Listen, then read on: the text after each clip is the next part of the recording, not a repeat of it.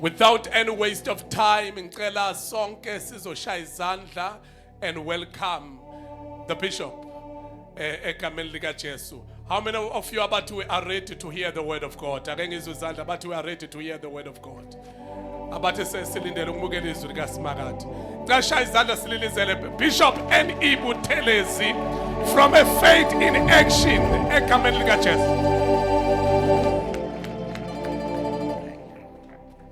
Singahlala phansi bangcwele.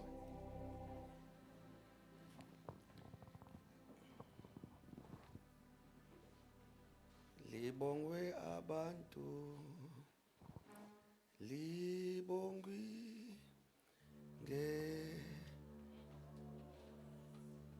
ayaliko ayaliko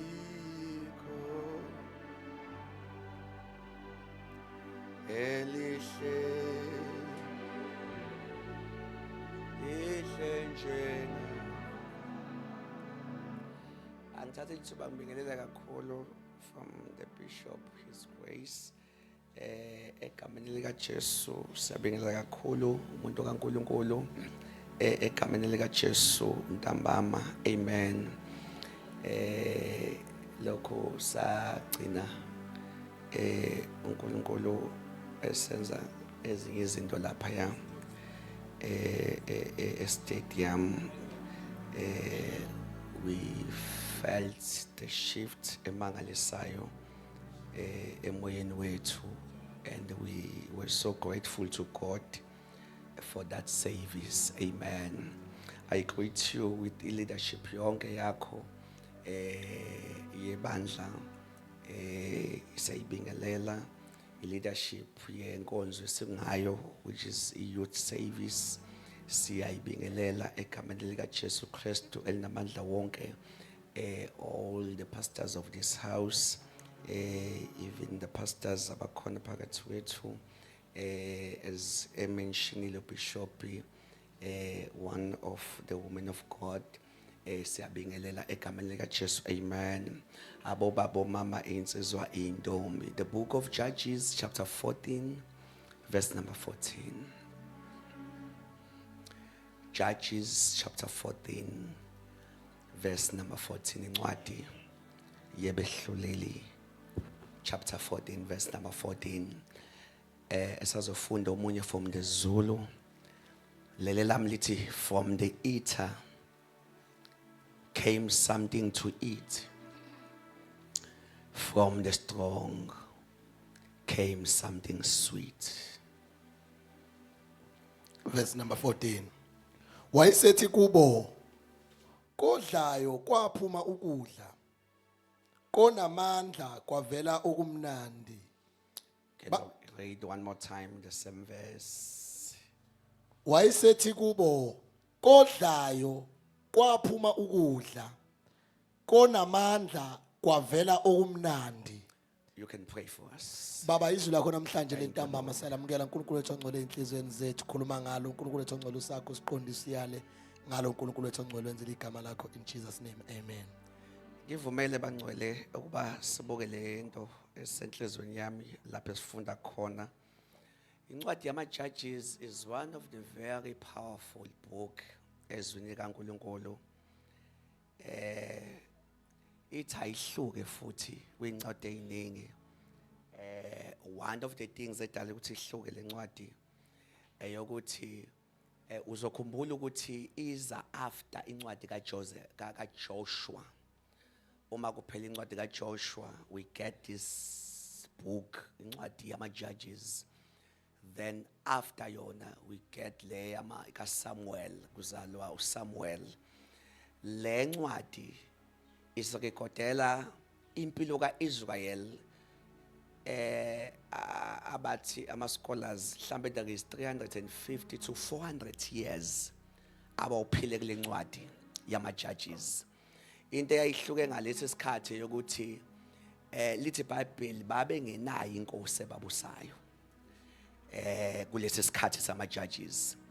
Then uNkulunkulu wayebavusela abantu babizwa ngokuthiwa ama-Judges. Lento ethi Judges is not just a judge suke sicabanga ama-judge ase-court kodwa laba abantu uNkulunkulu ebebavusa ukuba yi-voice kwisimo akade sobebhekane naso. Baningi abavusile, wavusa uGideon, will remember la ngifunda khona uvusa uSamson. Ukwavusa nenye umunye umuntu wesifazane uDeborah, naye waba enye judge isinye isikhathi. Ubevusa ama-judges ukuba ezoba isixazululo kwinkinga nje ethize bese iphela futhi indaba yaleyo judge. They had no king ebabusayo, sikhona kodwa abazali wami. Then kune verse that is very critical kule ncwadi elithi njengoba inkosi ayingekho wonke umuntu wayenza noma yini ayibone right emehlweni akhe bese eyenza ngoba inkosi ayikho. Lokho nje ifuna ukwenza wayekwenza bese kuqhubeka. As a result kwincwadi yama-judges kukaningi la khona behlubuka kuNkulunkulu. Behlubuka kuNkulunkulu, bephambuka kuNkulunkulu. uNkulunkulu kunamagama aphinda kaningi kule ncwadi. One of lawo magama ilawathi uNkulunkulu ayivele banikele ezitheni. Njalo mase bekhonza ezinye izithixo benza izinto eziningi evele banikele ezitheni. Aw amen. Uma ebanikela ezitheni enye into le ebuye ingithinte yokuthi uma ebanikela ezitheni izitha zazibanqoba zicabanga ukuthi zinqobile kanti zibathole kabi benikelwe. Kahle kahle uIsrael wawunganqotshwa kuphela uma nje uthola uxabene noNkulunkulu wawo futhi uNkulunkulu wawo ethi hayi namhlanje noma ngane ikhali nohlulwa nginikele. Bebehlulwa benqotshwe ngoba benikelwe. Kodwa ayikho into ebikhona kwisystem kaIsrael ukuthi bangake behlulwe. Kodwa bebehlulwa ke kule ncwadi because benikelwe. Then iBhayibheli ke lisitshela ukuthi uma ke sebesengxakini uNkulunkulu bevele evuse the judge, evuse umuntu ozoma ebe enqobe noma yini ababhekana nayo, eze bancede noma isizwe esithile sibahlaselayo eme loyo muntu benqobe bese emva kalokho baphinde bephile kahle. Bephinde futhi bephambuke, bephinde futhi ukuphambuka kubalandela izitha uThixo banikele uma sebengenile ezimeni. Ephinde uNkulunkulu ethi ake ngibone ngibakhumbula kanjani. Mayibakhumbula ke into ebalekile encwadi yama-judges uNkulunkulu njalo mayibakhumbula bebakhumbula ngomuntu. Le ncwadi buyifundise into ethi uma ungabaza abantu ungakholelwa kubantu ngazi ukuthi inkosi ikukhohliwe kanti inkinga noma ikukhumbula angeke yehle yona kodwa ikukhumbula umuntu imkhumbule ngabanye abantu. We can recall incwadi yama Exodus where uIsrael ukhala uNkulunkulu wehla wathi ngizwile futhi ngibonile ukukhala kabantwana bami wathi ngehlile kodwa akayeyile kubo uye kumuntu uMoses kodwa uthi ngikhumbule bona kodwa mayehla akayi kubo wehla uza kumuntu. Sikhona kodwa abazali wami. Then nalana kuNkulunkulu bebakhumbula uma bakhumbula ebakhumbule ngomuntu othile ukuthi hayi ukuze ngehle ngizokwehla ngomuntu othile. But ngifisa sibuke la ngifunda khona lana bahlulwa amaFilisti, bahlushwa amaFilisti esinye isizwe sasinenkani sibahlula. Bishop uma bakhumbula this time around kwenzeka into entsha engakazi yenzeka. For the first time ukuthi bakhumbule kodwa sola umuntu angamsebenzisa for them. I have to repeat that thing. Wabakhumbula kodwa wangaba naye umuntu akamtholayo ukuthi lo ngamsebenzisa ukuthi ekwazi kuba instrument yami kuIsrael. Waswela umuntu for the first time. Ukube bese ngikhulume kakhulu bengothi elinyishwa lokuthi masibheda vele sibhede sonke engasali ongabasesikhaleni ukuthi noma inkosi isihambela kodwa isebenzise yena. In this time around everybody wayephambene noNkulunkulu. uNkulunkulu wathi ngisengibakhumbulile kodwa ngibone ubani umuntu engamsebenzisa. iBhayibheli lithi kwaze kokhulelwa inyumba. Ungayibuka iprocess yokukhulelwa komuntu. Kwakhulelwa inyumba, yakhulelwa umeqeda ukukhulelwa fanele kukhuliswe ingane. uThixo bakhumbulile, bayagqilazeka but in the wrong time manje abakhunjulwe ngayo kodwa ababoni bakhunjulwe ngoba kusakhuliswa umuntu. Just imagine ukukhulelwa for 9 months ingane ikhuliswe, idlaliswe, ikhuliswe. uNkulunkulu ethi nje ngilinde ekhule. Kahle kade ngabakhumbula ukuthi basuke babheda bonke. Wangababikho ngisho wesifazane noma wesilisa that I can use for this generation. Incwadi lesi sikhathi lesi sika Samson siveza ububi bokubheda kwawonke umuntu. Yokuthi kwesinye isikhathi mana nje esikhaleni ukuthi uNkulunkulu sengenzela ukuthi uma ubheka phansi kodwa ungamsweli umuntu ongakwazi ukumsebenzisa. That is my prayer, church. You know, kwesinye isikhathi esiphila kuso kungathi kuvumelekile kakhulu ukubheda kunokulunga. Kungathi uma ungabhedi nje kungathi khona into osala kuyo. Kungathi into kuyona right ukuthi nawe yenza into yenziwa abantu. Kodwa ukuthi angikhuleke nje ngithi uNkulunkulu ushiya umuntu ozokwazi noma bonke bebheka le ethi kodwa mina uNkulunkulu ngizoma ngazi ngimeleni kodwa ngenze ukuthi ungamsweli umuntu ongamsebenzisa as your voice uma ufuna ukukhuluma in our generation. Wakhulelwa lo mama wakhulelwa kwaze kwazala uSamson. Uma ezala uSamsoni, ukuzalwa kaSamsoni kuphethe into engicela uyibambe very close. Kuphethe into ethi la kuzokhululwa uIsrael kunqotshwe amaFilisti. I-assignment leyo. Kodwa kwazokhulela umuntu. Kodwa i-assignment ihleli. Kwazala umuntu. Kodwa i-assignment ihleli.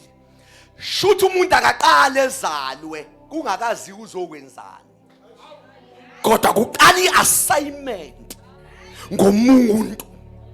Bese kubukakala ukuthi ubani ongazalwa osuitable for le assignment le esivele ikhona.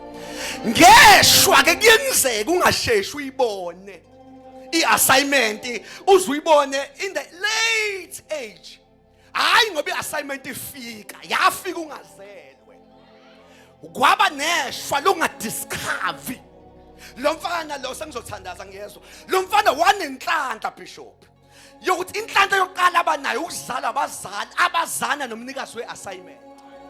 Ngoba thina ishwa i-assignment uyizwela wena kuNkulunkulu lona wazwela. Uma wakho ezwa kwathiwa uzala umNaziri lo mzalayo. Lona uyonqoba lo unqobi lo. Uthema idlalisa lengane njalo mayidlalisa. Amagama washenganeni. Ulokho ethi wena umNaziri.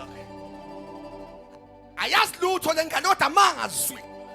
Afudumeza le assignment azoyenza. Thina sike sibe neshwa lokuzalwa abantu aba-abhotha. Abanamazwi enza kushuke i-assignment. Ngoba uma bekhuluma bazuba lo bamkholisayo.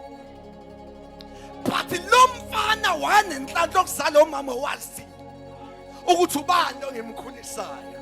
UmNaziri lo kaNkulunkulu. Yiqhawe leli uma kuvela yena ayophela amaFilisti. I wish I can come very close here. Ukuthi lo mfana was very lucky yokuba nomama owazi ubani lo. As a result njalo unyenyeza kulo mfana. Lo mfana uthema yekhula. Ukhula vele uyithathe ngimama engakayazi ivoice kaThixo.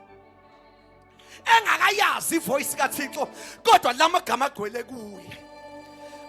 Kodwa ukuthi angithi nje uNkulunkulu siyabonga ukuthi noma sakhuliswa abantu ababesha inhlamba besha izinto ezingekho besibiza ngamagama angekho kodwa uThixo wafohla emazwini atshaliwe yanga apotheka iassignment kaNkulunkulu.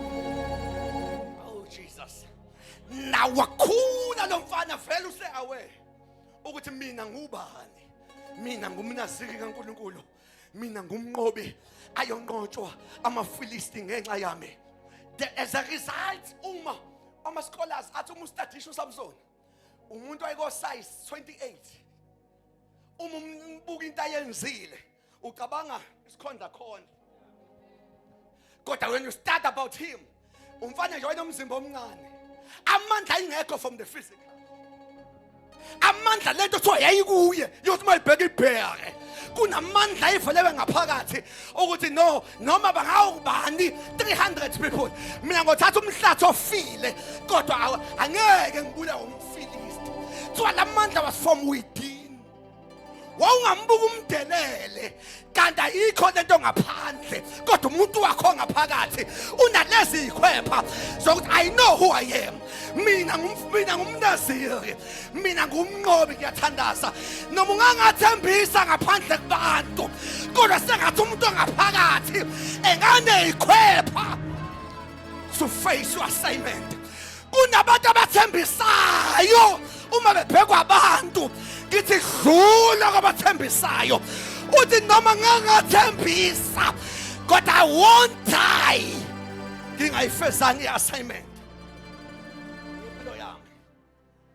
Oh God, because everybody we hlupha nge-outside appearance, bambala bayihlupha ngokukhulisa lo muntu ongaphakathi, kanti ongaphakathi omele beneyikhwepha and more powerful ukuze ufeze the assignment.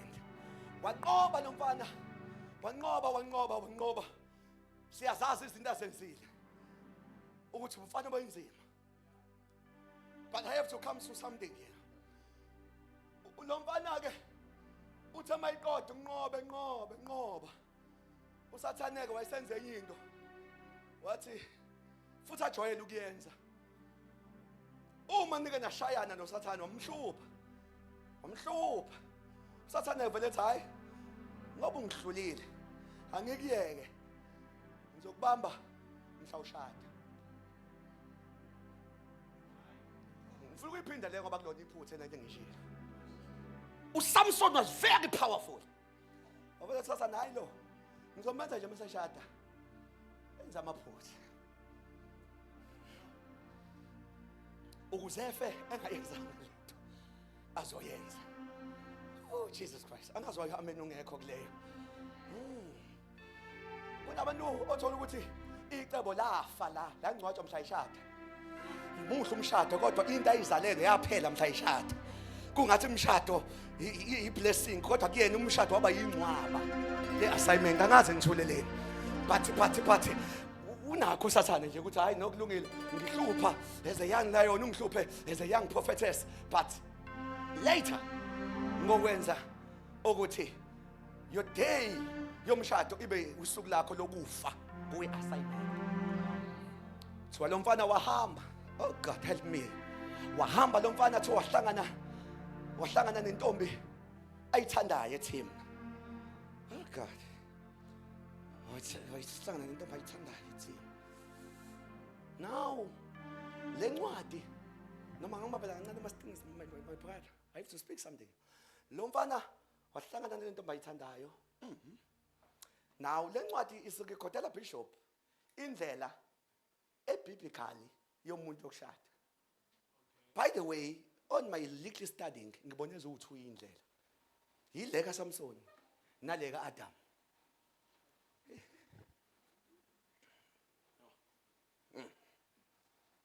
Leka Adam nokho ke bakhona bathi banayo kodwa ishodile. Uzazi noma abantu banayo ngempela. Eka Adam ukuthi wavuka. Mayivuka nangu Eva. Bakhona ke bathi ngibonisiwe, angazi noma babonisiwe ngempela yini kodwa na indlela ebiblical. Uma bonisiwe sibashaya izandla siyabonga. Amen. But kunendlela le kaSamson umuntu eyibonele yena. Angazi kodwa amen why ningicisho amen. wayibonela nje, hayi no, ngibona intombi ngayithanda. And inqwaba inqwaba iyona ndlela engathi singena ngayo inqwaba, and it's biblical.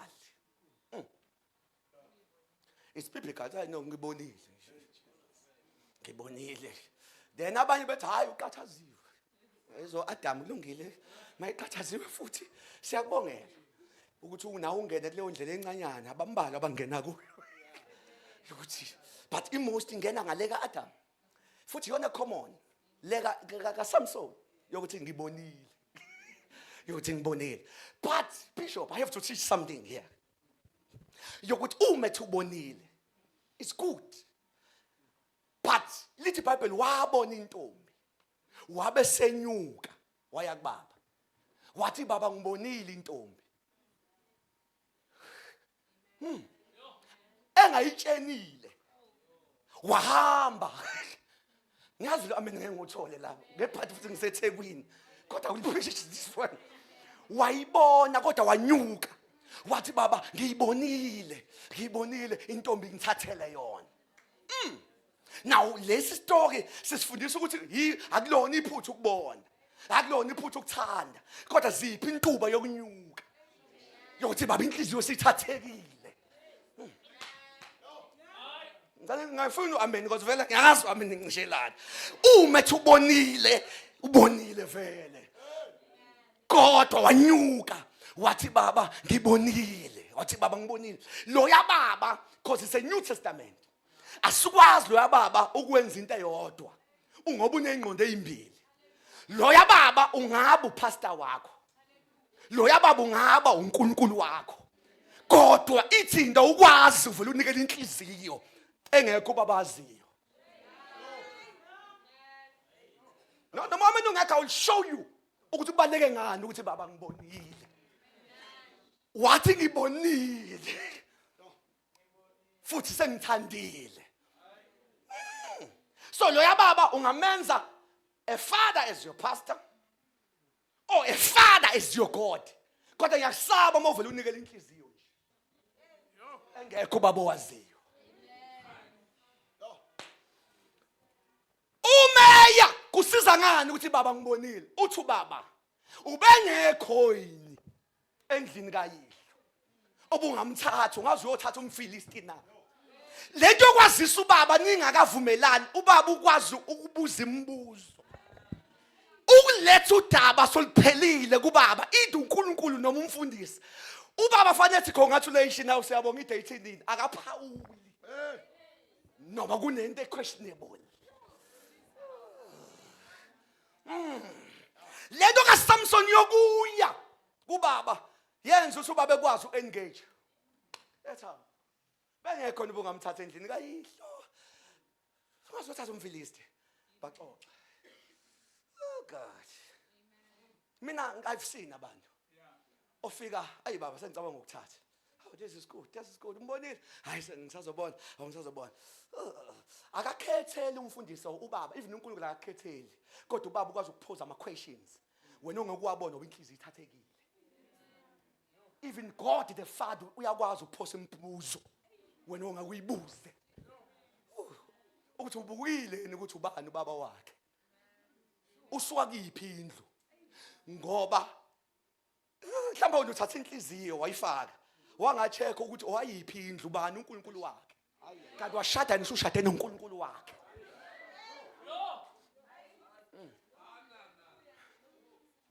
Oh God. Bunge ukuthatheni wasendlini wathi hayi lo umfana wa insist wathi no ngifuna yena ngithathele. Ubaba ukuthi vele mina ngikhethele ngiyabonisa. Oh bazalwane vele hamba ngomoya lento engiqeda ukuyisho. Ubaba akakhethele kodwa ubaba uyabonisa. Wathi ubaba ukuthi ufuna yena hayi sothatha yena impela mfana. Kodwa at least sengibuzile ukuthi bengekho nathi umfana hayi mina ngifuna yena. Mhlambe sengicishe ngathi buza umakhazi ngasothula kangaka kanti ziphi zakhe. Wathi hayi ngithathele. Uma ethi ngithathele wangena lo mfana. God wangena lo mfana wangena ku Delilah. Ngicela ubambe nansi kenye into that is very important. iBhayibheli selithi uma engena uNkulunkulu wamiyeka ngamasibomu ukuthi engene kuDelilah. Uthi uNkulunkulu njobe engena kuDelilah uyosondela ukubulala amaFilisti. Basanizwanga. Uthi uNkulunkulu hayi ngithemba uSamson. Njobe engena kulomshado sekuzoba duze ukwenza iassignment. Kanti noDelilah naye ngale benza imeeting. Kwathiwa sondela kuSamson umbuza amandla. Shuthi bowuthuba thunyiwe. Bafetha nikho by the way. Bowuthuba shada kanti bowuthuba thunyiwe. Yilo kuthiwa mbothola amandla. Yilo kuthiwa wafika kuyo usuzosondela amaFilisti. Ubani onqobayo phakathi kwabantu abahlangana bobabili kanti bowuthuba thunywa umbuso ohlukene. Ubani okwazi unqoba? Ubani okwazi unqoba? OnoNkulunkulu omkhulu ngithi no. Sungadlala bona. OnoNkulunkulu omkhulu ngithi no. Uyakwazi ukuhluleka with the big God. Ngoba uSamson had a big God. Kodwa a little information ukuthi inkosi ingifakeleni kulomshado. Kanti uDelilah unoThixo omncane kodwa unolwazi olukhulu ungeneleni kulomshado. Akunqobi onoThixo omkhulu kodwa kunqoba onolwazi olukhulu. Okwazi ukunqoba onesambulo. Kwaqala uDelilah uThixo omncane kodwa ulwazi lukhulu. Ingakho kuthiwa every day ubelokhu ethi apha amandla akho Samson. uSamson emkhohlise ethi I won't give up. I know ngithunyweni la kuwe. Nasasa ephinde embuze apha amandla akho. Kwaqala inceku inoNkulunkulu omkhulu. Kodwa ulwazi luncane ingeneleni la. Angiyathandaza church. Sengathi uma ukwangena ngisho i-friendship. Musu ungena in any company ungabi nesambulo sokuthi ngifakweleni la. Why ngihlala nalo rumsa? Why ngizalwe yilo mama? Why? Because you don't serve the purpose ngoThixo omkhulu. God to serve uthi ipurpose ngolwazi.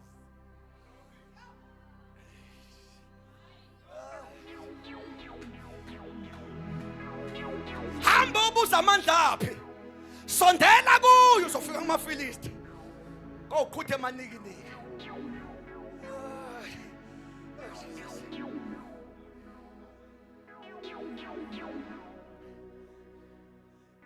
Uthi angisho another statement.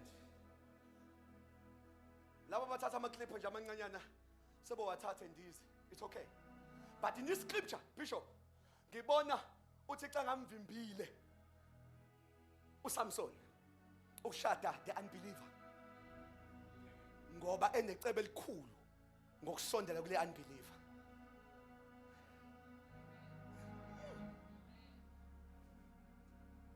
Iproblem elimaza yonke lento eyokuthi lo akabuzanga Nkosi ungidedeleleni. Ngize ngishada lo muntu. But again, this scripture is not a standard yokushada. Yokuthi uhamba uyongena kuma unbeliever. Noma bekhona obothenjwa. Kodwa is not a standard. I-standard into wonke umuntu ofanele isebenzise. Awukwazi usatha lesi scripture uyifaka kuyonke imishado. Kodwa bakhona aboke befakwe kanti bafakelwe icebo. Sasikhuleka lo ngabe fakelwe icebo. Yokuthi enganaki kuphela umshado kodwa elazi icebo.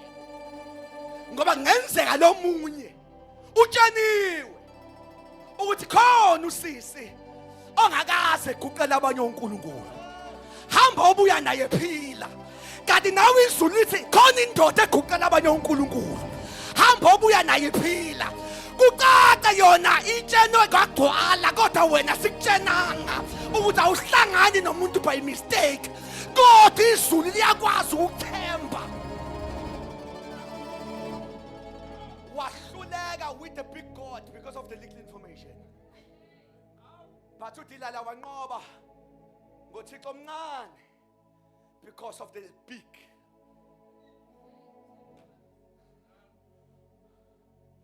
Because of the big information. So, inqoba ke ingena emshadweni ngalendlela kaSamson. Yokuthi siyayibonela. Kodwa most of us we skip leyo mnyuka kubaba. Yokuthi baba inhliziyo ithathekile.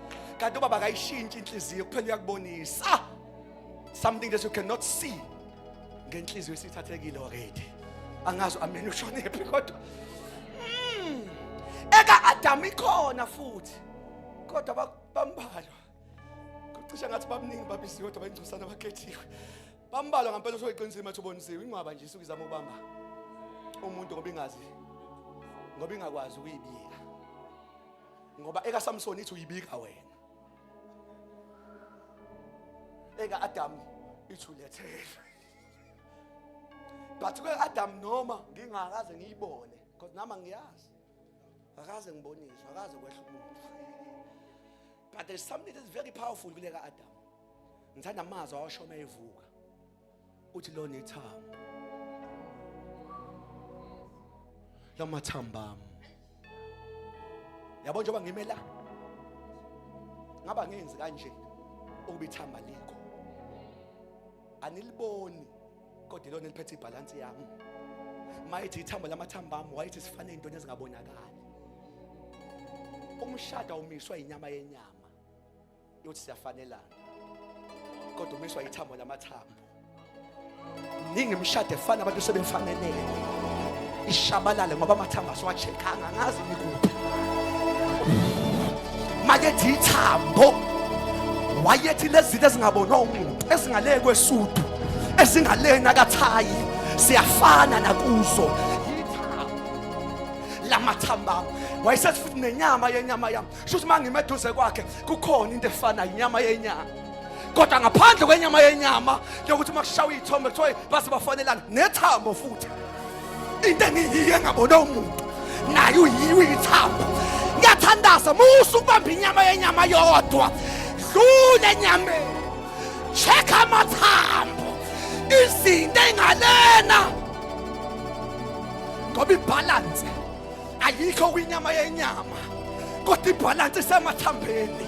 Into ezonimisa iminyaka neminyaka akiyi inyama kodwa ithambo. Inyama yenyama ingoba uyiprofessional nami ngiyiprofessional. Inyama yenyama mfisha nami ngimfisha. Inyama yenyama that is good. Kodwa niwacheckile namathambo.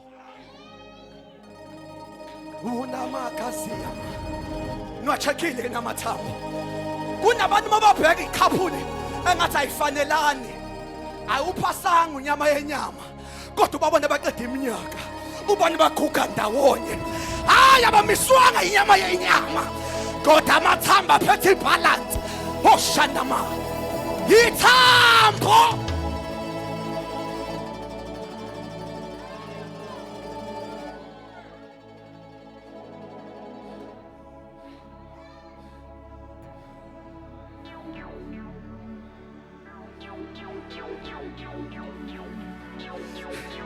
Ngihlushwa ithambo alibonakali kodwa liphethe ibalance futhi awukwazi ukulazi wena usudinga umuntu obona izinto ezicashile to assist you ukubona into ngokuyibona with your naked eyes.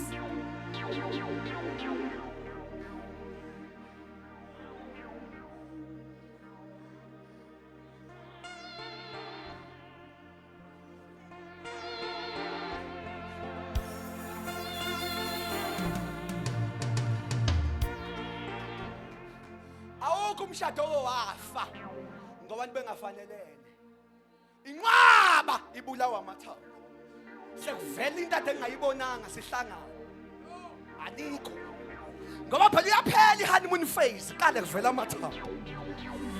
Oh shandalala. Kodwa wathi angithandazele le generation. Ezothi ngiyadlula enyameni. Ngizocheck amathambo. Futhi kunomuntu engothi no kuye ethi unqabeni ubani onganqaba mina kanti akazi wena usukwazi ukumbulela amathambo akhe.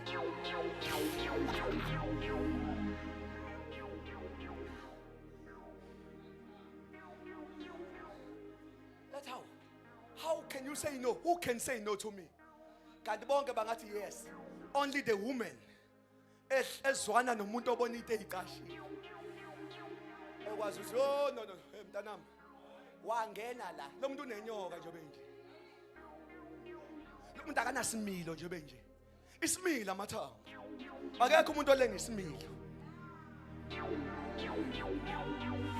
La. No anika. Kunezinto engabonakala. Kodwa iphethe balance. Bone of my bones.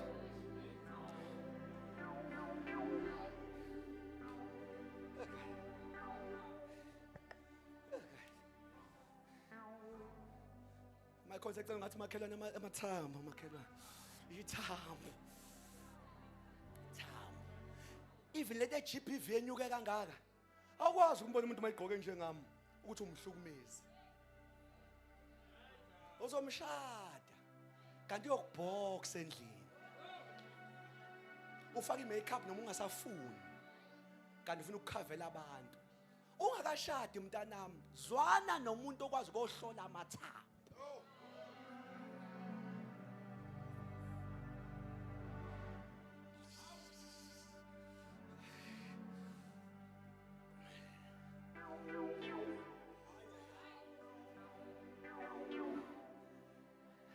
Ngizama ukusondela into engiyifundile ethi kokudlayo ngithola ukudla bese ngiyathathaza. USamson thiwa waqhubeka wamthatha uDelilah. Uthe yomcheka ngelinye ilanga. Oh God, oh God. Angikhulumele nje ngoba vele I'm one of the person ongenankinga. Do you know church ukuthi ukudata for years is not a guarantee to wazi amathambo omuntu? Ngoba vele nikholela ukudatana okudlula ekuthandazeni. Before what I do, akekho umuntu expose amathambo akhe kuwe. Uyobehave.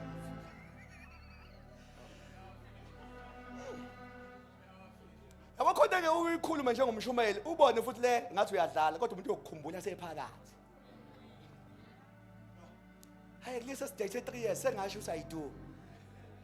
No years can guarantee which you will know the bones, the inner things of the person.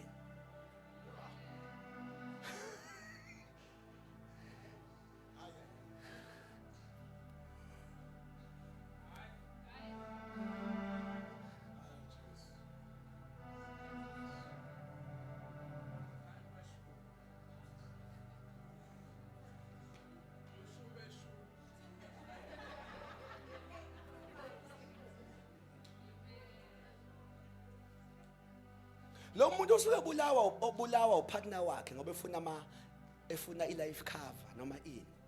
Ucathi akaze bedate before. Kodwa uthi uyazi isilwane lesi esivele usho imali ukudlula yena.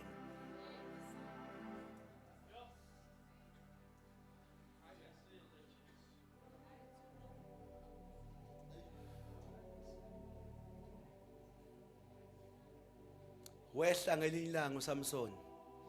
Uyicheckela uDelilah wakhe. Nansi into engize kuyo mase ngiyishanthandaza. Kanti that day uzohlangana nelion. Ngicela ungibambe this one I'm closing. Because everyone unayo ilion yakhe empilweni. Nansi into engithunya yona. And I'm about to close. Wahlangana nengonyama eyedwa. Thwa vele wayibamba. Wayidengula. Umeyidengula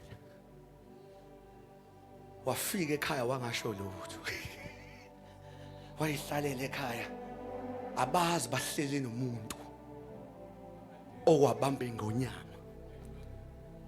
Wafika nje ekhaya wayithulela. Babona umuntu. Kodwa Jesus. Babona umuntu. Uthema yehla ngelinye ilanga. Wathi ake ngocheka lengonyama engayibulali. Ku chapter 14 lo ngufundile. Thola ingonyama phakathi kuyo sekuzala inyosi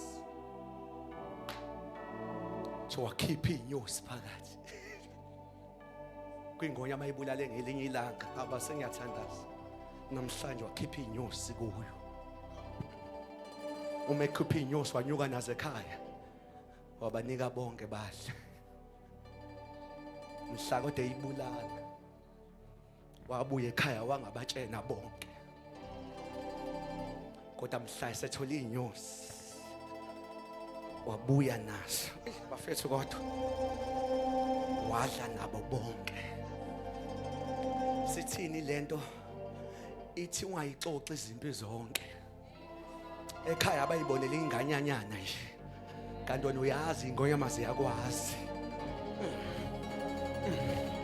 yebo bangakuthatha njengomuntu kodwa ingonyama ehlala uma icabanga igama lakho zithi hey lo yamuntu akadingi nasikhali akameme yedwa wangibamba mina wangidela kwafakaza ingonyama kodwa ekhaya kwathuleka abafethu kodwa kwathuleka ekhaya kodwa ehlane zathi ingonyama khona insizwa lensizwa ihamba yodwa lensizwa ayiphethe ikhali kodwa isikhali yona ikubamba ngezandla zayo bese ivele ikudengula ayidinge weapon bazalwane kodwa ivele ikubambe ngezandla ikudengula wangaxoxa awuxoxi zonke izinto why Samson ungaxoxi angifuni bengisabe kanti ngisadinga ukukhuliswa yibo I'm still a son in this house so angifuni bebona igiant ngenzeka ngeqa stage sokukhuliseka ngenzeka senginqobile kodwa I still need ukuthi ubaba ebona indodana njengayikhulisa umama ebona indodana ngayikhulisa ngoba inqoba kanye besibuya namahlombe avulekile ithi mina ingonyama ziyangazi kanti azikwazi ehlane kodwa ekhaya iba umntwana nje obheke phansi kodwa ihlane uma licabanga igama lakho lithi siyabaza abantu sibanqoba kodwa there is a man or woman loyo muntu uhamba yedwa kodwa uyadengulana oh shama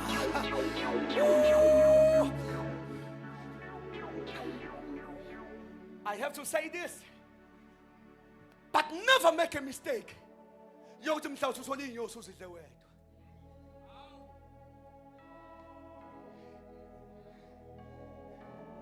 no bese ngiqedile nje unqoba wedwa kodwa mhla kufika ihani ekhakini akuzwakala abayidli ihani abazidli inyosi uthi uphola ongawondla umndeni wakubo mubi ukudlula nomuntu ongakholayo awubi nayo into ethi ngangingedwa nje babekephi bona yebo awuwedwa vele impi yakho wedwa kodwa mase uthola inyosi akunuka iphunga ekhaya lehani ngabe ikhaya lakho lasenyameni noma lasemoyeni ishwa ukudla wedwa ngoba amena ukho angidlule kulena but awudli wazika waya kodwa wabuya wayithwala kwathi ngidiclare into ethize kulendlu bonke abake bakondla ngeke ufu ungakaboni no let me declare again bonke okwakhangeza kubo angeke ufe nabo bengakakhangezi kuwe no ngiyadeclare nje kulendlu bonke okwancika kubo angeke ufe nabo bengakanciki kuwe yebo uSamson bamkhulisile kodwa lolu gobo ne-assignment ishintsha amatafula okade fitwa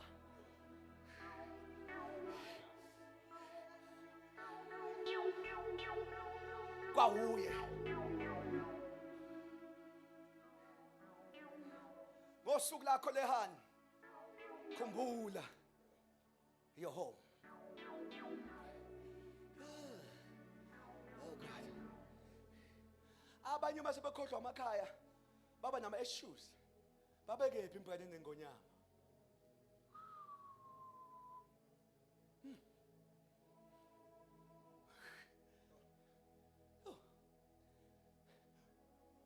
Uthi Paul unganqotshwa okubi kodwa nqoba okubi ngokuhle. Awunqobi ngokuzonda abakuzondile. Awunqobi ngokuphatha kabi abakuphathe kabi. Kodwa ivictory enkulu abadli inyosi zakho bekuphathe kabi. Kade bengekhulwa. Ivictory enkulu ukuthi abezwe inyosi ifika nawe. Kade unobhadi phambi kwakho. That is a victory. Oh God. Badla. Lana ngifunde khona as I'm praying. Out of the eater, I got something to eat. Uxoxela abangani bakhe ngosuku lomshado. Uthi bengani bami nginemfihlo nginemfumbe ubani ongaqaphela. Mina entweni edlayo. Sengiyathandaza. Mina ngathola ukudla. So baqaqela for 7 days akekho waphasa itest. So wathi entweni enamandla. Mina ngathola into esweet. So bonke bacaka yini ngikhuluma ngaso Samson. Wathi ngeke ngintshele eqaqelani. Mina kodwa entweni edlayo. Mina kuyo. Ngathola ukudla phakathi kuyo. So bonke babheka phansi. Thiwa later wayesebatshena ukuthi into edlayo it's a lion. There was something that was capable to eat me. Kodwa nganqoba yona ngathola mina into engizoyidla. Ithi lemfumbe. Ithi no lion, no honey. No lion. Mhlawumbe angibeke ngendlela eveka isymbol. Uma empilweni ungakayitholi into ezifuna ukuqeda. Capable to eat you. Uyinqobe, uyozufa ungena into ozoyidla. Wonke umuntu onento ayidlayo namhlanje une lion. Eyayithi yaqeda ngaye. Wanqoba ilion. Ebizodla yena. Waphuma nento yena azoyidla. Angiphinda ngimemeze church. Njengoba uhlangane nengonyama yakho bengizothandaza lapho. Yokuthi ababalekela ingonyama baluza into abazoyidla kusasa. Kodwa abathi noma yiphi ingonyama ezayo I will face whatever lion eza phambi kwami. Uma bayiface izobasalela into abazoyidla kusasa. Ake ngiphinde bazalwane kodwa ngifuna ukuyisho nje kulendlu. Sidlulile esikhathini sokukhaliswa ingonyama esihlangane nazo khona into engibhekane nayo. Lena ithi mhlawubona ingonyama celebrate uthi wo ziyazi inyosi zami wo into engangenzalela into engayidla into ecapable ukudla mina namhlanje ngifuna ukuthi yini oyibona ifuna ukuqeda ngawe. That is your lion. Yini ofuna ubona ukuthi leti yangiqeda leti yangidla leti yaqeda ngami. Ngizothi vusa ikhanda lakho mntaka baba. Leyo nto leyo mawungayifacea for the rest of your life you will have something to eat. Shanda mama sengisho kokugcina sengiyathandaza. Ayikho into ozoyidla mawubalekela isifuna ukudla wena. Kodwa namhlanje facea yonke into egotshiwe ethi izoqeda ngawe. Uthi not today. Uthi not today. Uthi not today. Uthi angihlehli. I will face you. Angisanqobelini. Sangiyazi ukuthi manqobe wena ngotholani. Ayikho into engizoyidla. Kade akaze ngiyiface lezodla mina.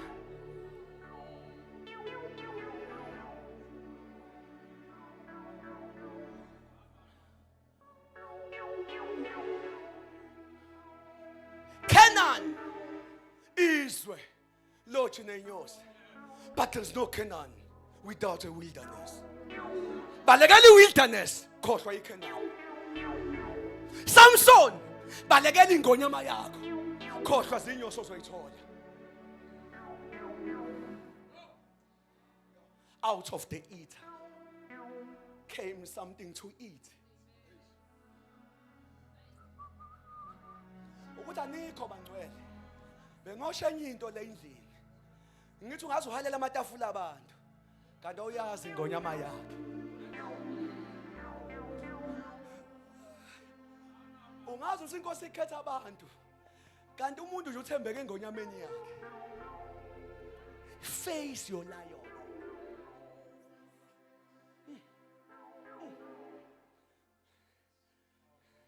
Mhlambe, let me say, into eyishwana nje ukuthi ungilalele kanje. Kodwa unaso isambulini egojela ukuzokuqeda ngawe. Elinye ibhadi ke lelo. Ngoba ngenze ukudlale naseduze kwengonyama yakho. Enye ngisho nje ukuthi ngingaphila kangaka ngingazini efuna ukuqeda mina. Yebo khona izinto ezingisabayo, kodwa khona yodwa engangisabi, ingonyama yami leyo. Enye into you need to know, what is your lion? Yini ilion yakho? Abafethu, musu kuyazi ngoba isigwinyile. Ibona into ifika ukuthi abana lokho. Ngiyathandaza akhambe, ngenza ukuthi akhambe. Shuthi ingonyama le. Sengizothi ke mina, uma unganqoba yona, uyoyithola into ozoyidla kusasa.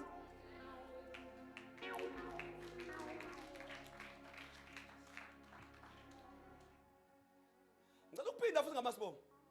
Ngoba omunye ingonyama yakhe ama generational cases. Ayifani ingonyama zethu.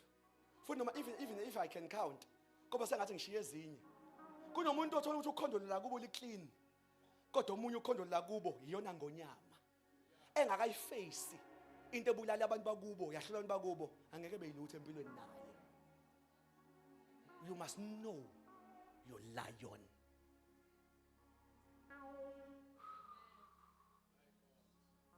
Discover your lion. Discover yini le after you, yini le khupha kangaka efuna ukugwinya, efuna ukumimithela iqede ngawe. Uma wabona leyo nto, ubokwazi ikhulelwe into ozoyidla kusasa.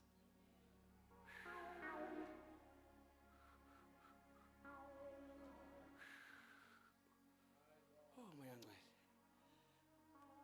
Yabona sathi nabantu abayohlangana nengonyama ethi umuntu ayinoNkulunkulu uyabona kade ngilona lento akulunga ayisengiyayiyekelela mina ungakayiyekeleli please ngicela ucabange ngekusasa so sacrifice ngokudla ozokudla kusasa ngoba phela wadliwa yilento khohlwa into ozoyidla kusasa wanqotshwa yile lion weSamson akho ingonyama ozoyithola akho inyosi ngoba zizale engonyameni efile. Kill your lion.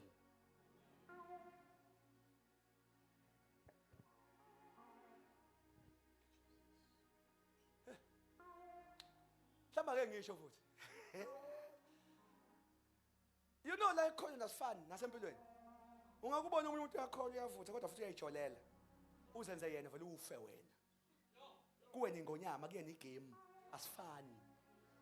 Know your lion. Ukuze ungadlali nento abanye abantu abakwazi ukudlala nayo kanti kuyingonyama. Angazi amene ushone ephothe endlini. Yelinyishwa yongayazi ingonyama. Ibone ethi yabona lento yazi noma imnandi kodwa ngibona sengathi mangene kuyo phelile ngami. That is your lion. Ngiyafa. This thing can kill me. If you can conquer it, you will have something to eat. Out of the eater came something to eat. Labo le message namhlanje ngicela uyifake ephaketheni ngoba ngenza namhlanje ingonyama uyiboni. Mhla uhlangana nengonyama ngicela ungayibulali, ngicela ungadli amaphilisi ungenzi lutho. Uvole wazi uzayo ungayithola into ephethe into engizoyidla mina. Mase uthi Nkosi nje ngipha amandla, let me face this lion. Because out of it I will have something. Set out of the strong into enamandla uthi mina ngathola something sweet. ungabona umuntu osedla izinto ezisweet sekusweet konke kanti waface into strong entweni enamandla.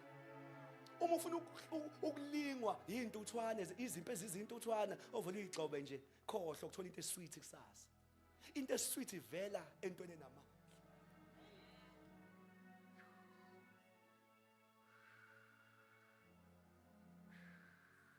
No, sengiyezwa ke njengamanje bengithathe ngikhulumela abantu imessage endala. Sengiyezwa khona babili abathathe ngikhuluma nabeduze. Ngizothi phakamisa ikhanda musu ukuthanjiswa lento strong. Kuyo. Konke emnandi. Face your lion. Oh God. Just kanye if possible. Uthi makhelane face your lion. Face your lion. Bhekana nengonyama yakho.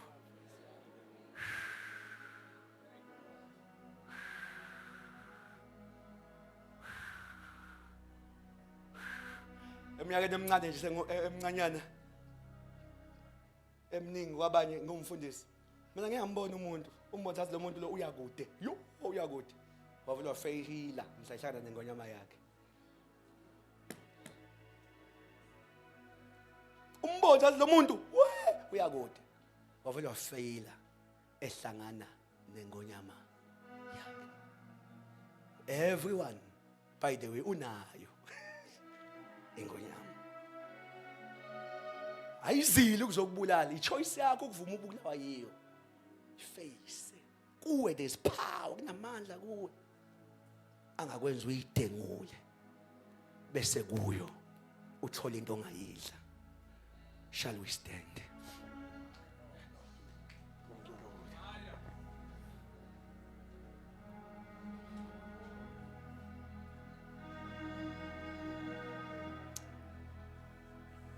As our eyes are closed, church, in the same accord, sivala amehlo ethu.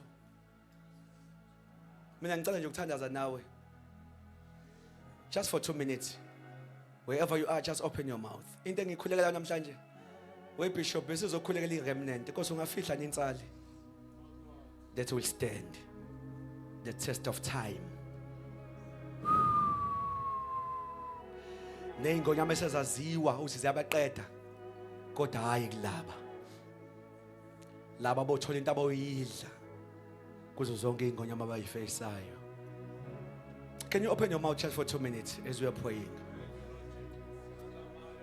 uNkulunkulu owandisa izikhwepha nakulaba bakuthakathaka.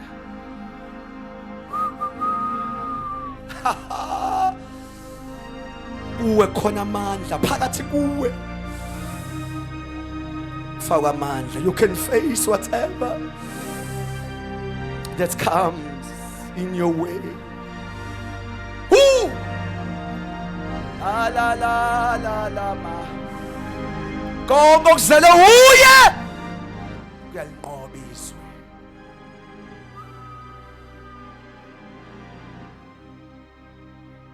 Kuwe kukhona amandla to overcome. Amandla to conquer.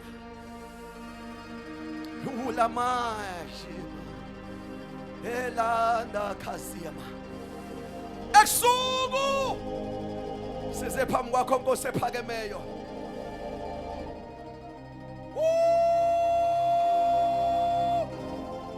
Ngizuvusa amaqhawe eksuku. Ngizuvusa benhliziyo yakhe eksuku. Ngizuvusa abanqobe eksuku. Hallelujah! In you there is no failure.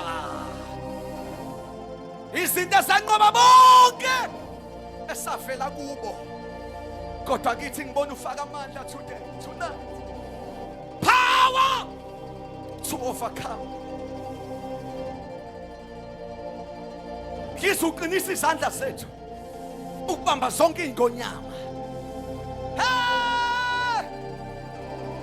Akekho kule ndawo sofa before time. Zonke izinto ezigotshelwe to conquer, to kill us. Kodwa namhlanje Nkosi siphambi kwakho. Ngizwa amandla angakuvusa kabafileyo gijima lendlu.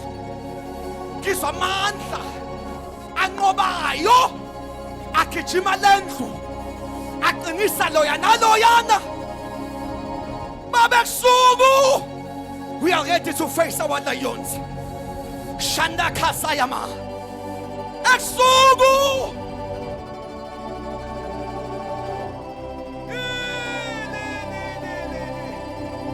shanda maya wandisa amandla